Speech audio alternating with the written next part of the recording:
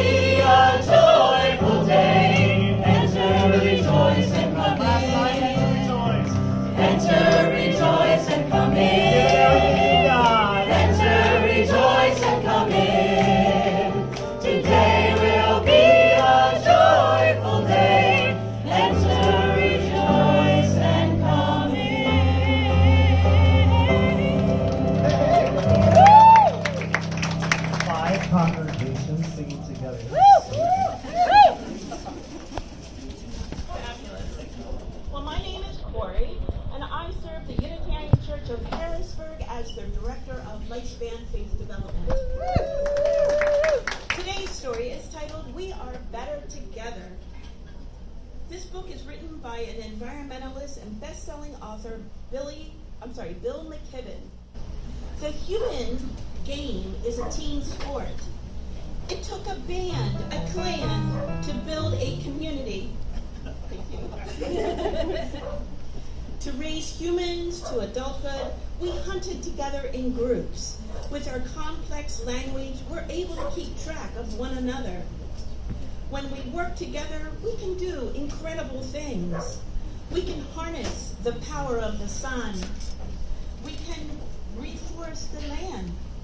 We can help lost sea turtles find their way to the ocean. We can explore the farthest reaches of space. And looking back, we can see how we are changing the planet. It is a beautiful, fragile place, worthy of protection. We can accept with grace that each of us has a moment and a place, that our humanness is important. We have the tools to allow us to stand up to the powerful and the reckless. We know the values of love. It's love that works to feed the hungry. It's love that comes together in defense of sea turtles and sea ice and all else around that is good. It's love that lets each of us see that we're the most important thing on earth and makes it okay with that. It's love that welcomes us imperfect into the world. We live on an unbearably beautiful planet, a planet that needs us humans to play together, to cooperate. We're capable of acting together to do remarkable things.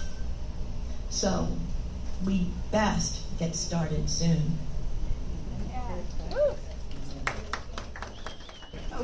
What Reverend Cindy and Reverend Jen's from the Congregation of York what we decided to do is reflect on past, present, and future.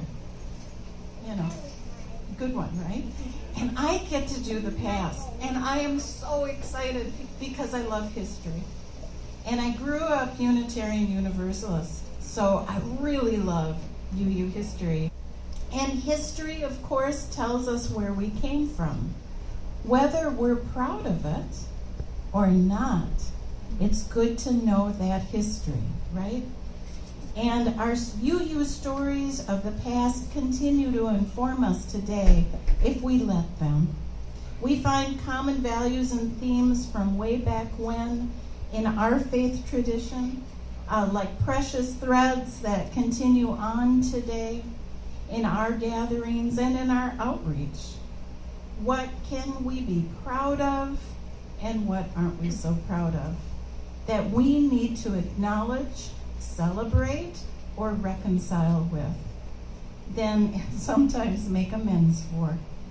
And then reach and aspire intentionally toward new directions. Each of our congregations have origin stories.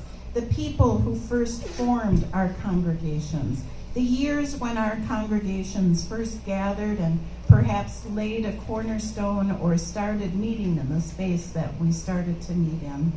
And I'm going to share a little bit about the origin of our congregation in Lancaster, because there may be some lessons there. Some things we're proud of, and some things that we just have to acknowledge and reconcile with. Our congregation in Lancaster was found, maybe I should have made that the bubble word. Our congregation in Lancaster was founded over 100 years ago, in 1902. And built 6 years later was our Gothic revival style building, which is on the National Register of Historic Places. And it has a lovely sanctuary where we still worship on Sundays. The original congregation, and this is the description I got out of the history books, right? The original congregation consisted of 13 local businessmen and 10 women whose occupations were not described. It was the time, I guess, yes?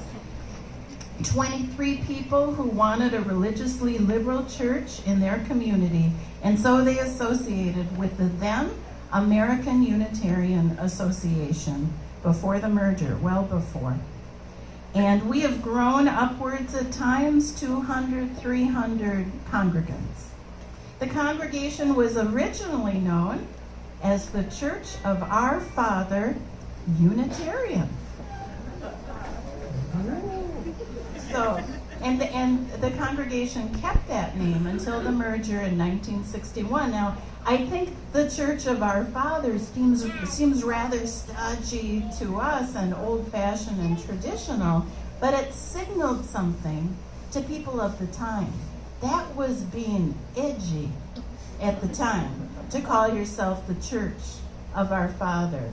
In the late 1800s, early 1900s, and on a Facebook chat, I double-checked this with my colleagues, because it is the time today, right?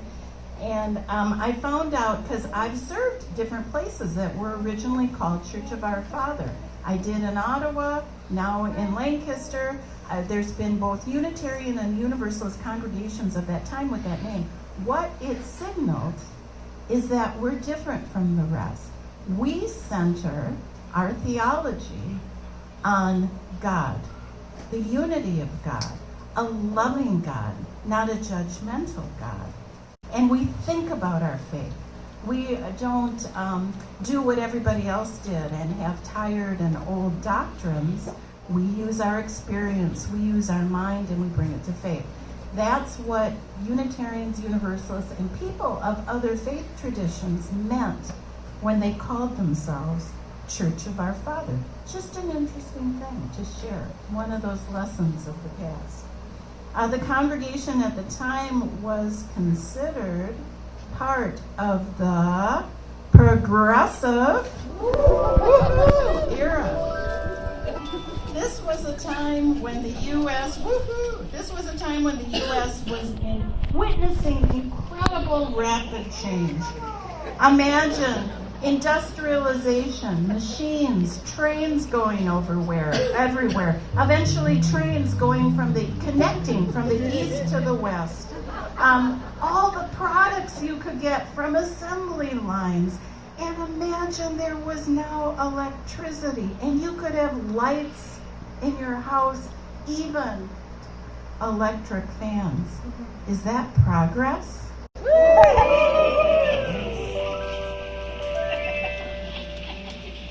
Humans had never seen such progress.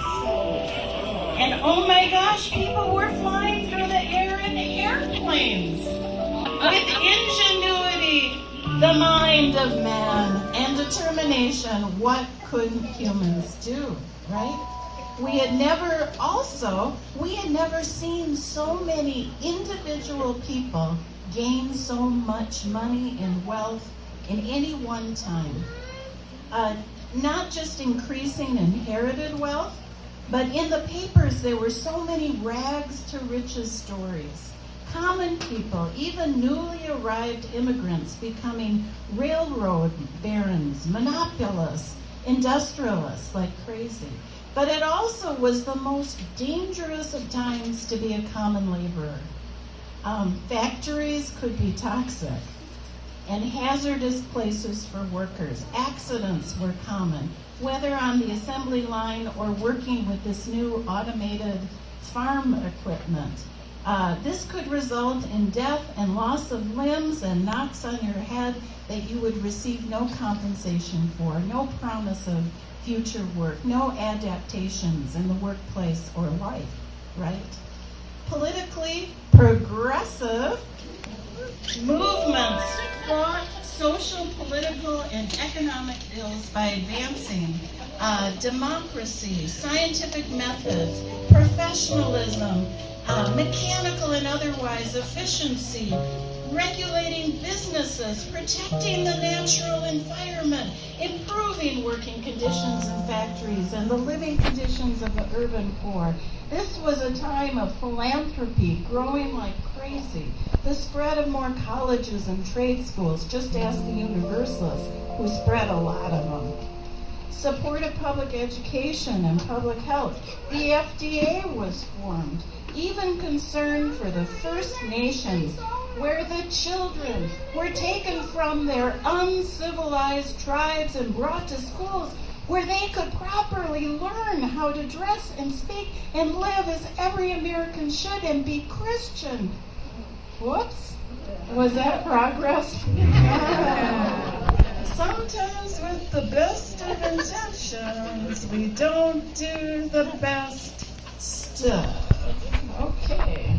And some of us Unitarians back then were right behind civilization of the First Nations. Sometimes we have stuff to acknowledge and make amends for. Just saying. Okay, among those who first gathered at the Unitarian Church in Lancaster was Milton Thomas Garvin. Our folk know this very well. The congregation's most passionate champion and generous benefactor. He funded the construction of our Gothic-style building almost all by himself, as well as the addition of beautiful stained glass windows in the 1920s. Garvin was a rags to riches story all on his own. He was born in 1860 into a Hicksite Quaker farming family. Do look that up if you don't know what a Hicksite Quaker is. And in an article by columnist Jack Brubaker, one of our very own at Lancaster, he notes that Garvin quit school when he was 14, moved to the city of Lancaster. He worked as an errand boy for a dry goods store, and Mr. Fonstock of that dry goods store made him a salesman at age 16 and manager of the store at 22. And when Fonstock retired in 1894, Garvin bought the store. I mean, he's an amazing gentleman. And he renamed it, of course, M.T. Garvin and Company. Little by little, he purchased more land around him and buildings and grew the store, building a large new store in 1911. Is that progress? I'll tell you why in a little bit, too. He became, that Hicksite farming boy became a wealthy man. But he also seemed to be a model of a progressive of the time.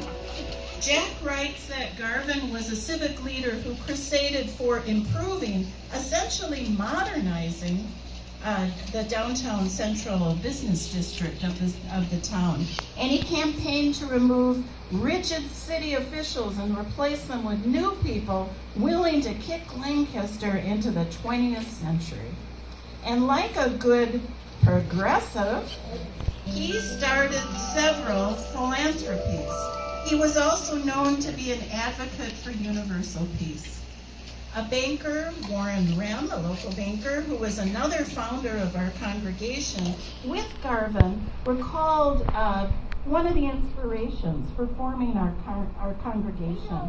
He recalled Garvin's distress when he attended the funeral of a child and the minister publicly shamed the parents for being sinners for not baptizing their child. And after that, that's right. After that, Garvin was determined to establish a church, and this is a quote, advocating a form of Christianity based on the belief and the love of a merciful God and encouraging spiritual growth founded upon a living, not a dead, faith. In the year following the funeral, that's when Rem and Garvin started to take the steps to form our congregation. There is much to be proud of with respect to our benefactor and our sacred space. But there's a little bit more to tell you, which some of our folk know. Our stained glass windows are beautiful. But the heroes and heroines of the progressive era whose names are featured in the windows of our sanctuary and our women's memorial might not be the exemplars would hold up in the 21st century. 21st century. It was Garvin's intent that these windows commemorate the emancipation of the human race politically, intellectually, and spiritually. That's progressive. Right? The emancipation of the human race, politically, intellectually, spiritually. We have a window that honors Protestant reformer William Tyndale, who translated the Bible into English so lay people, not just priests or ministers, could read the scripture in their common language. Early Unitarian Michael Servetus is also featured, the Spanish doctor, theologian, and martyr, whose book on the errors of Trinity in 1531, and also his death was at the hands of Christian leader John Calvin. Those are two examples of leaders in those windows who helped liberate people intellectually and spiritually. But we got some others that we might not call emancipators. Thomas Jefferson, who owned slaves, some who were his own offspring. Thomas Jefferson is featured, of course, because of the Declaration of Independence, but he's a complicated figure. Also, Christopher Columbus is in our windows. And what was thought at the time is that he liberated people from thinking that the world was flat. Well, we've come to know that sailors at his time knew that the world was round, and that's how they got where they were going. Also, Columbus was one of the explorers who helped solidify the triangle slave trade from Africa to Europe to the Americas, and he profited greatly from it. He's there, his name in our windows.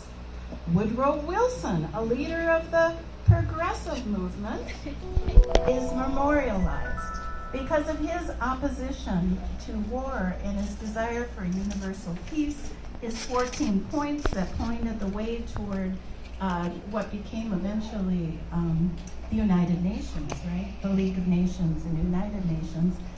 Wilson's own widow, Edith, chose the inscription for our window and dedicated it to lift the burdens of mankind and show the path for freedom. But what have we learned about former President Woodrow Wilson? He was raised by people who supported the Confederacy and whose family had a long tradition of owning slaves. He was an apologist of slavery and would love the educational pieces that are coming out of Florida and Arkansas this day to tell you there's both sides. There's both sides. And maybe we feel a little awkward about him being in our windows. And when he was president of Princeton University, he used his authority to actively discourage the admission of African Americans. There he is up in our windows. I got a few more, but for time's sake, I've done a whole service on just Indigenous Day, so there's more to be said. So when we look at our past, what is it we want to hold up? What do we want to acknowledge? What from our past do we need to educate people about, even when we didn't do it quite right? If our founder, Mr. Garvin, was here today, who would he feel would be the exemplars of the 21st century if he knew now what he didn't know then? What do we want visitors to see when they come into our sacred spaces? What do we want them to know about us? May we learn from history and the lessons of the past, act justly in the moment, and build a better world for the generations to come. And may we sing.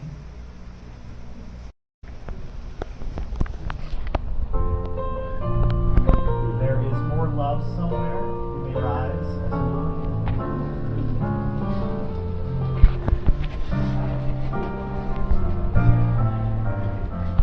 There is more love somewhere.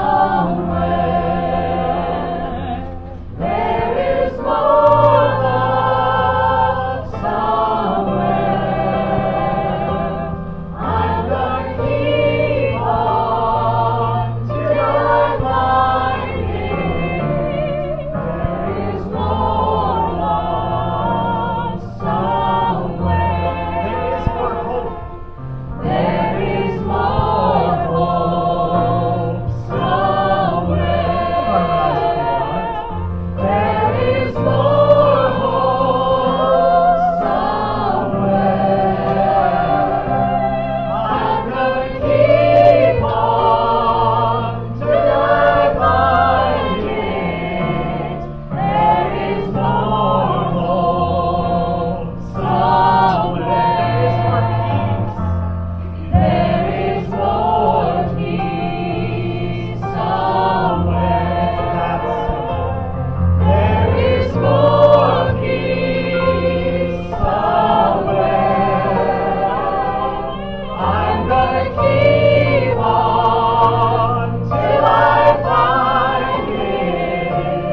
There is more peace somewhere.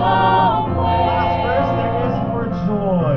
There is more joy. Give it your all. Somewhere. There is more joy somewhere. I'm gonna keep on till I find it. There is more joy somewhere.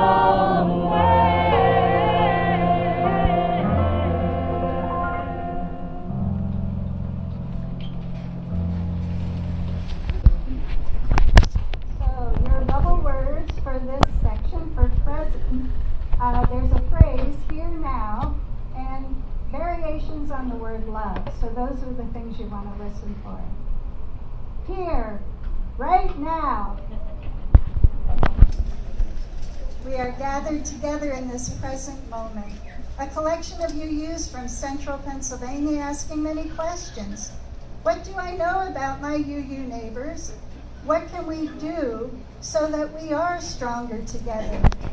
And how can our shared faith sustain us during these most curious and ever-changing times? We are a people of faith that ask us to do our best to live into a set of values that tells us that love must be at the center of all that we do. And we've set ourselves an interesting task, haven't we?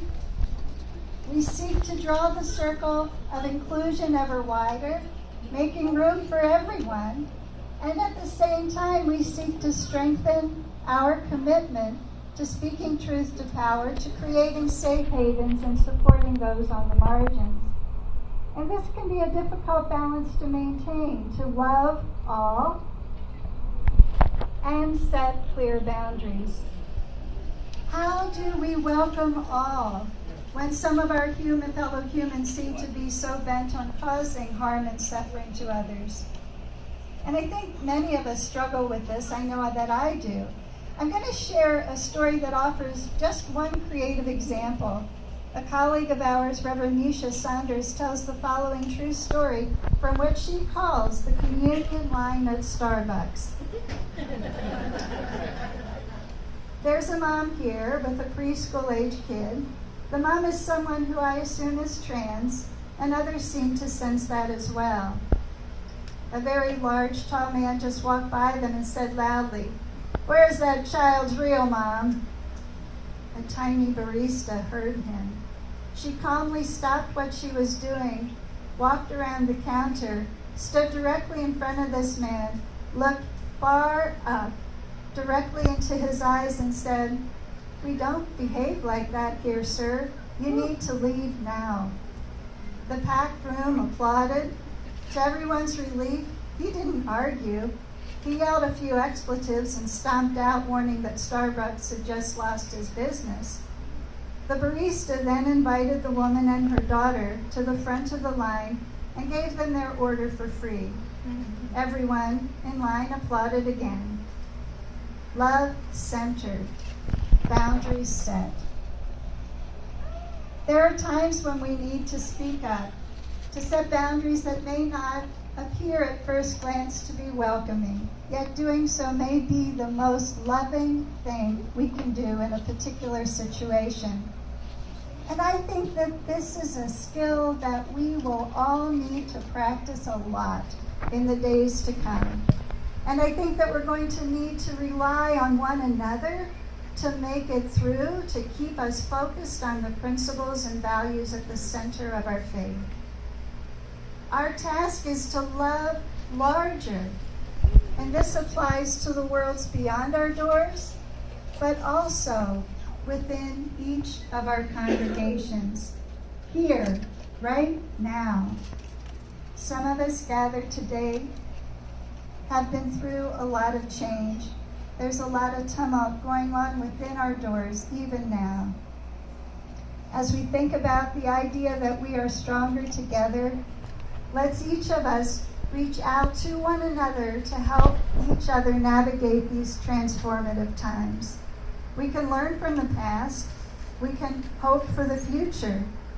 Yet, it is in our present moments that we have the ability to create change. Here, right now. Whatever is in our present moment. This is the place where we get to practice all that we say we believe in. This is where we get to center love. This is where we get to choose what we will be and what we will do. May we choose wisely, and may we choose with love at the center. And now we'll sing. Let's see, but please rise if you're willing and able. This is 1017 Building a New Way. This one's a little tricky for folks who don't know it, but I trust it.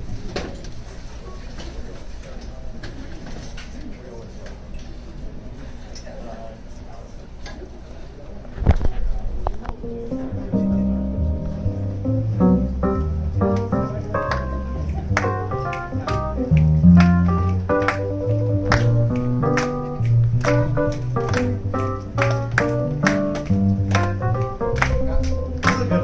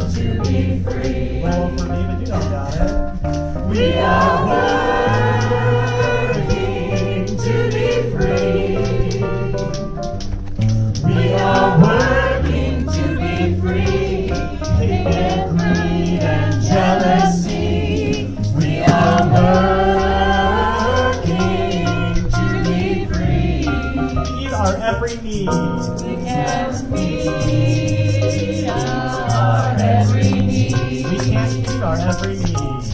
We can meet our every need. Something like that, right? We can meet our every need. Start with love that is the seed. We can meet our every need. Peace and freedom is our cry. Peace and freedom is our cry. That's all there is to it. Peace and freedom is our cry. Without these is our cry. Without these the world will die. Peace and freedom is our cry.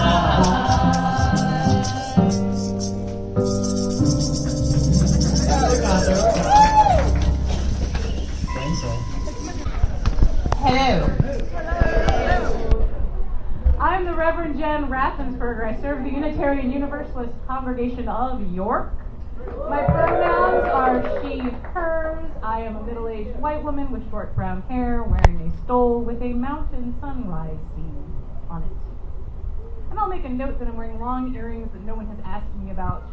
These are made by a Ukrainian artist out of bullet casings.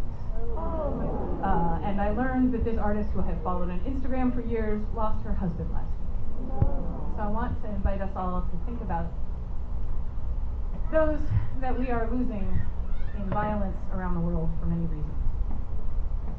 But we are here for a revival, and we hold these complications all the time. That there is pain and death, and there is also joy and celebration. And today we're here to celebrate. And my bubble word, I was thinking all while Pat and Cindy were talking, I was like, I can incorporate all of it. I'm not going to try to keep you on your toes. So I actually went with, I'm talking about the future, and my bubble word is future. So when you hear me say future, yeah, yes, beautiful, thank you. Oh, I wrote that into my script so I can skip that part. So, a little story to begin. So, last January of this year, when the final report of the Article 2 Study Commission was released, the Priestley Kingsbury chapter of the Unitarian Universalist Ministers Association, which is the geographic chapter that covers central Pennsylvania, we were about to go on our winter retreat. So while we were all gathered there, of course, there was a good deal of discussion about the report. We had all just read it. We were only beginning to absorb the information that was in the report. It was very vital to the work of our faith. It was aiming to guide our faith into the future. Well, sometimes when you get a group of ministers together, or really a group of maybe any people who do an occasionally very stressful job, sometimes things get silly. So what we realized as we became more and more familiar with the report is there is a useful mnemonic device to remember the proposed 7 values. York, you've heard this. Justice, equity, transformation, pluralism, interdependence, and generosity with love at the center. JetPay.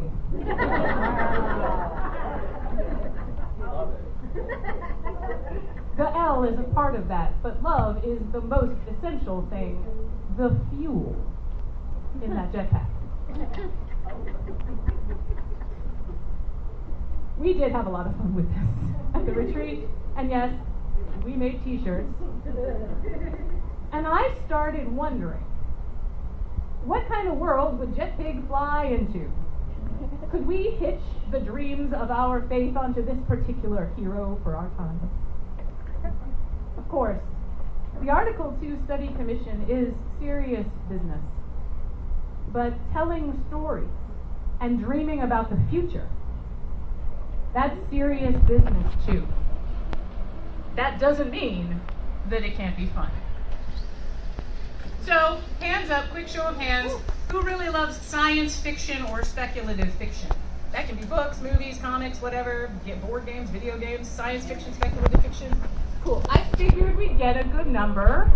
And so, sideways, who here really loves poetry? I know your hands up. All right, cool. I wasn't sure how many hands would go up for that part, but I'm glad to see there's some intersection there because I love both of them so much that I keep coming back to this one book where both are combined in a unique and beautiful way. And actually, when I was writing today's reflection, I looked up what I did, the words I offered last year at our first revival, and I used a reading from the same book. So clearly this is a sign that it is a powerful work to me, and a sign I should get even more books. I'm getting there. I am going to share an excerpt of a poem right now, which is called Blessing, All the Threads Between Us, by Kyle Tran Myrie. It is from a book called Not a Lot of Reasons to Sing, But Enough. It's a book of poetry and lyrics and essays that form a cycle of stories set in a future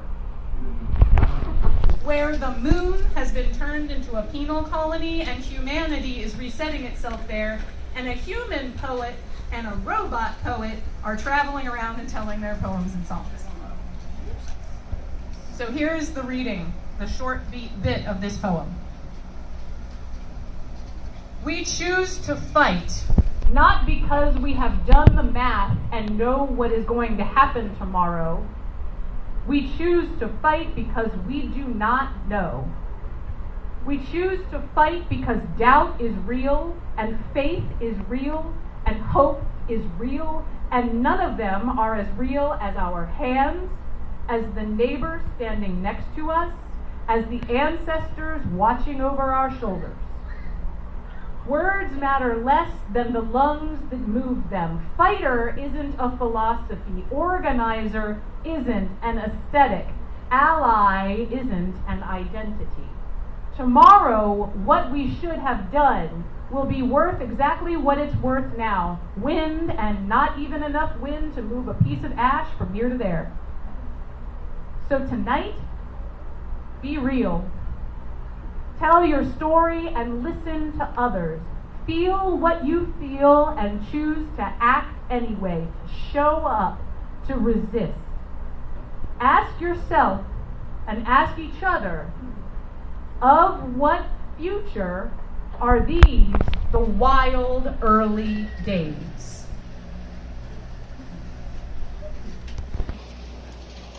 We are stronger together. Our stories and our songs, our poems and the promises we make to one another grow when they are shared. They plant seeds in the minds and the hearts of others. Fiction and poetry and gatherings like this one let us share our own stories, our own dreams, the way that Unitarian Universalism and those we have met along our own faith journey have inspired us to learn, to seek, and to grow. We gather as a faith community today to revive our sense of excitement about what Unitarian Universalism has taught us in the past, about where it grounds us and inspires us in the present, and now where we dream it can go in the future. Maybe, just maybe, keeping that little jet pig in our imaginations to remind us the course we want to set for ourselves, fueled by love. We choose to fight because doubt is real, and faith is real, and hope is real, and none of them are as real as our hands, as the neighbor standing next to us, as the ancestors watching over our shoulders. Our ancestors are here. Pat introduced us to a number of them, the ones who loved Unitarian Universalism and dreamed big enough to bring it to us here today. Our neighbors are here. The most vital and living part of our faith is us, as Cindy reminded us, that we are all here together, stronger together. Doubt, hope, and faith all speak to the future that we know it is ours to build. Of what future are these the wild early days? We cannot know. We take up the thread of our doubt, of our hope, our faith, and we braid them together.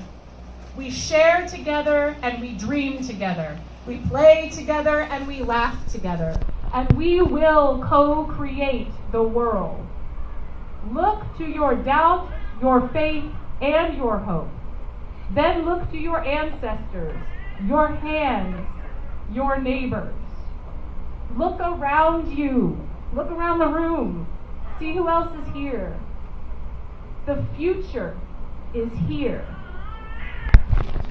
We are breathing into it every moment. May we co-create it with beauty, love, and justice. So may it be. Come and go with me to that land where I'm bound. You got it this way, right? Come and go with me to that land. Come and go with me to that land. Come and go with me to that land where I'm bound, where I'm bound. Come and go with me to that land. Come and go with me to that land. Come and go with me to that land where I'm bound. There will be freedom in that land. There will be freedom in that land. There'll be freedom in that land. There'll be freedom in that land where I'm bound, where I'm bound. There'll be freedom in that land. There'll be freedom in that land. There'll be freedom in that land where I'm Justice, you go a little faster. There'll be justice in that land. There'll be justice in that land. There'll be justice in that land where I'm bound, where I'm bound. There'll be justice in that land. There'll be justice in that land. There'll be justice in that land where I'm bound. There will be singing. Last time, get everything you've got. There'll be singing in that land. There'll be singing in that land. There'll be singing in that land where I'm bound, where I'm bound. There'll be singing in that land. There'll be singing in that land.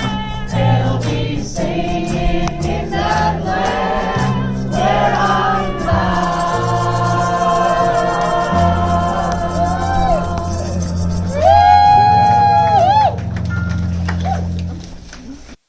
Let us braid all the threads between us into a wick. Let the fire that was always there waiting for this moment finally find its way home. Ground yourselves in the past, anchored currently in the present, and excited to dream about the future of this faith. Go into your week filled with the light of this faith tradition. So may it be. Thank you for being here. You're going to want to stand up for this one. Feel free to move. Feel free to pick one. You'll know this one. Each and every one of us has a little light inside of them, right?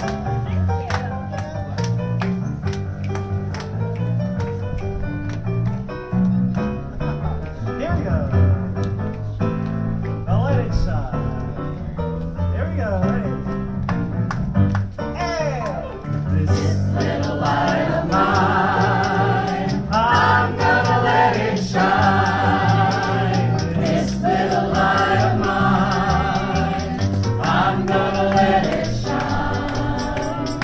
this little light of mine. I'm gonna let it shine, let it shine, let it shine, let it shine. Everywhere I go. Here we go. Everywhere I go, You can move. I'm gonna let it Let it shine. Everywhere I go, Harveys are okay. I'm gonna let it shine. Everywhere I go, I'm gonna let it shine, let it shine, let it shine, let it shine. Building up a world. Building up a world, I'm gonna let it shine. Whoa. Building up a world, I'm gonna let it shine. Building up a world, I'm gonna let it shine, let it shine, let it shine, let it shine. Last song, this little light of mine, everything. This little